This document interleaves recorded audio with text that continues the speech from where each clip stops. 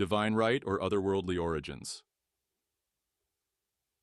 From the towering temples of ancient Egypt to the enduring pageantry of modern-day Britain, monarchs and emperors have long shaped our world's destiny.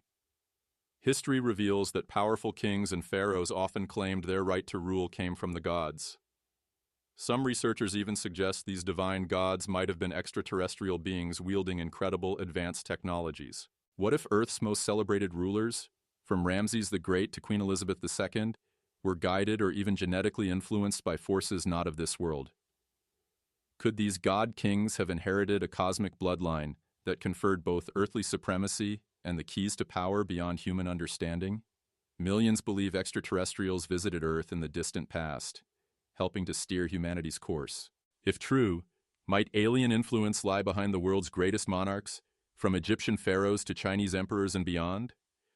Could their extraordinary rise to power, divine connections, and sometimes destructive capabilities be explained by direct otherworldly intervention? Royalty and the Divine Right of Kings. Westminster Abbey, London, June 2, 1953. Elizabeth Alexandra Mary, just 27 years old, ascends the British throne to become Queen Elizabeth II. As countless eyes watch, the new monarch swears to uphold the laws of God and is anointed with sacred oil. This coronation ritual has remained virtually the same for over a millennium. It is deeply rooted in the Bible, often referred to by the royal family as the oracles of God. According to the ancient doctrine of the divine right of kings, God himself chooses and anoints each ruler, a belief profoundly entwined with the church and national identity. But are these claims of divine power purely symbolic? Or could stories of higher authority reflect an actual link to otherworldly visitors? For thousands of years, royalty has used such mystique to legitimize their position, claiming either direct ancestry from gods or special sanction from heavenly realms. Unfro, Ramses the Great Earthly King, godlike power. Abu Simbel, Egypt. On the western bank of Lake Nasser stand two massive rock temples, carved out of solid mountainside during the 13th century BC. Their patron was one of Egypt's most remarkable rulers, Ramses II, also known as Ramses the Great. A prolific builder, Ramses erected colossal statues of himself at Abu Simbel to display his extraordinary grandeur and secure his place among the gods. Within the main temple, Ramses appears alongside the Egyptian god of the afterlife, Osiris, a green-skinned deity said to be the offspring of two primordial gods, Geb, earth, and Nut, sky. Ancient texts, like the Pyramid texts, 24th century BC, describe how Osiris was murdered by his brother Seth, dismembered, and then briefly resurrected by his wife and sister Isis. Their miraculous union produced Horus, the living god-king. Each pharaoh, including Ramses, saw himself as Horus incarnate during his lifetime, destined to reunite with Osiris after death. By tracing his bloodline to Osiris, Ramses implied he was part human, part god, possibly possessing something more than mortal lineage. Cosmic architecture at Abu Simbel. Beyond the sheer monumentality, the Temple of Abu Simbel reveals amazing precision. Twice a year at dawn, sunlight shines deep into the temple's inner sanctuary, illuminating Ramses' statue among the seated gods. Could this architectural feat symbolize cosmic alignment, or even a conduit for divine energy? Perhaps Ramses himself believed that aligning with the sun's path emphasized his claim of godlike authority. Some legends maintain that Ramses conversed with guardians of the sky, suggesting he communicated with beings not of this earth. Ancient astronaut theorists see Ramses as a prime example of a hybrid ruler who ruled by virtue of his alien ancestry. Were these guardians actually extraterrestrials? If so, it might explain why Egyptian rulers fought so fiercely to preserve their royal bloodlines, believing that their genetic material descended directly from the sky.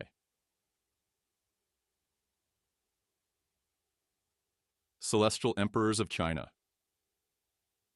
Across Asia, similar myths connect earthly rulers to cosmic origins. In China, the Yellow Emperor, Huangdi, is credited with unifying the 27th century BC Chinese people, introducing everything from wooden houses and bronze coins to a written language and traditional medicine. The Son of Heaven, as the emperor was called, was expected to interpret divine will. Allegedly descending from the stars, Huangdi floated through space, saw the Earth's potential, and decided to offer knowledge of science and technology. Legend says that after ruling for a century, Huangdi installed a mystical cauldron, and a yellow dragon descended from the heavens to carry him off into the stars. While some dismiss this as pure myth, others wonder if it's a historical record of an otherworldly departure, possibly a UFO or craft that early chroniclers could only describe as a dragon. Imperial swords and miracles in Japan.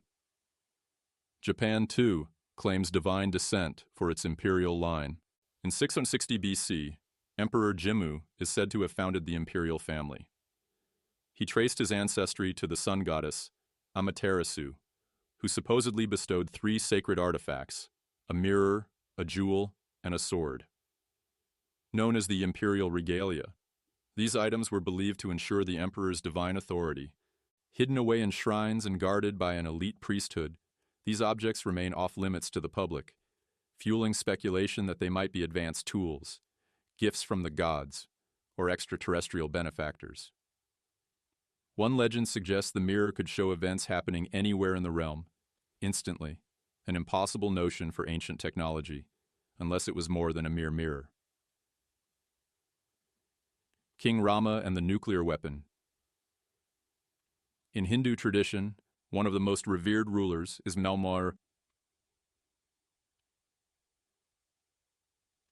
King Rama. Considered an incarnation of Vishnu. Believed to have lived 7,000 years ago, Rama is celebrated during the annual Diwali festival, marking the triumph of light over darkness. Ancient texts describe a battle in which Rama saved his wife from the 10-headed demon king, Ravana. The weapon he used was called the Brahmastra, said to be so powerful that no defense could withstand it, leaving desolation in its wake. Researchers liken this weapon's destructive force to a modern nuclear bomb. Could it really have existed? Was this technology bestowed by the gods? If so, it suggests these gods might have been extraterrestrials sharing advanced weaponry with chosen human rulers. A conqueror transformed, Ashoka the Great. Further testimonies to heavenly guidance appear in the legacy of Emperor Ashoka, 3rd century BC, who ruled most of India. After witnessing the horrors of a brutal war, Ashoka renounced violence and dedicated himself to Buddhism. The Monarchies, Ashokavadana, a 2nd century Sanskrit text, claims a wandering monk survived being boiled alive by levitating into the air, half body on fire, half in water. Struck with awe, Ashoka embraced nonviolence and built stupas throughout India, including the famous Great Stupa at Sanchi, to spread a message of peace. Some theorize these stupas replicate the shape of vimanas, mythical flying machines described in Hindu epics. Were they an homage to extraterrestrial spacecraft? Dafur Satyanaj, the British royals, a dynasty built to last. Fast forward to the modern era. In June 2012, Queen Elizabeth II celebrated her Diamond Jubilee, marking 60 years on the British throne. She reigned over the United Kingdom and 15 Commonwealth realms, representing more than 134 million subjects. Yet the British royal family's power lies largely in its symbolism and centuries of inherited authority. Royal genealogists assert that Elizabeth can trace her lineage back to Woden, often equated with the Norse god Odin. According to these myths, Woden sometimes roamed the skies on an 8-legged horse, accompanied by thunderous noises, accounts that could be interpreted as early attempts to describe aerial phenomena with limited vocabulary. While mainstream historians might see such claims as purely mythic, ancient astronaut theorists point to divine or otherworldly bloodlines as the reason royalty guarded their family trees so ferociously. If kings and queens truly believed they descended from extraterrestrial gods, the notion of royal blood takes on a literal sense. The genetics of leadership. Could there be a real biological foundation behind the idea of a born ruler? In January 2013, researchers at University College London found evidence that 24% of leadership behavior may be inherited through genetics. Studying identical and fraternal twins, they identified a gene linked to leadership potential. For centuries, ancient rulers maintained that they possessed the blood of the gods, while modern science hints at a hereditary leadership trait, begging the question, could that extra spark in certain bloodlines come from extraterrestrial intervention? Consider the 13th century conqueror, Genghis Khan, who believed in the sky god, Tengri. He often ventured high into mountains to commune with Tengri, returning with both sacred knowledge and battle plans. Genghis Khan even claimed he was a man from the sky. DNA research reveals that today, some 16 million people, or up 1 in 200 worldwide, can trace their genetics back to him. If Khan's ancestry had an otherworldly component, perhaps fragments of that alien DNA remain scattered across the globe in millions of descendants.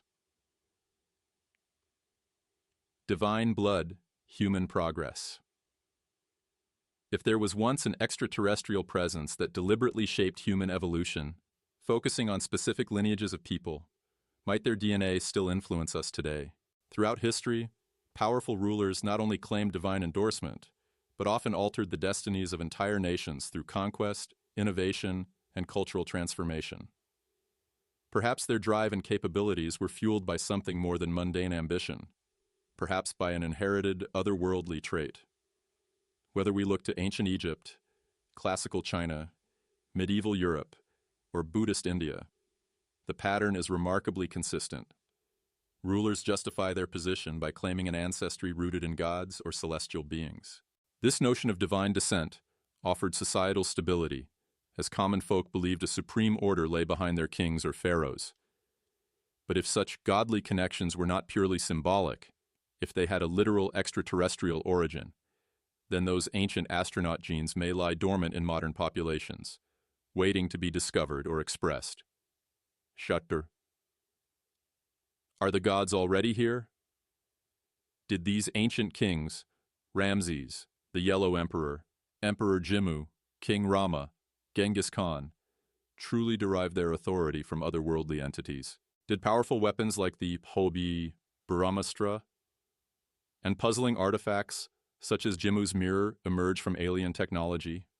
Were the imposing temples and stupas constructed to reflect or even harness cosmic energies? If so, what does this mean for the rest of us? One possibility is that we're not waiting for alien gods to return. Perhaps, in a very real sense, they never left.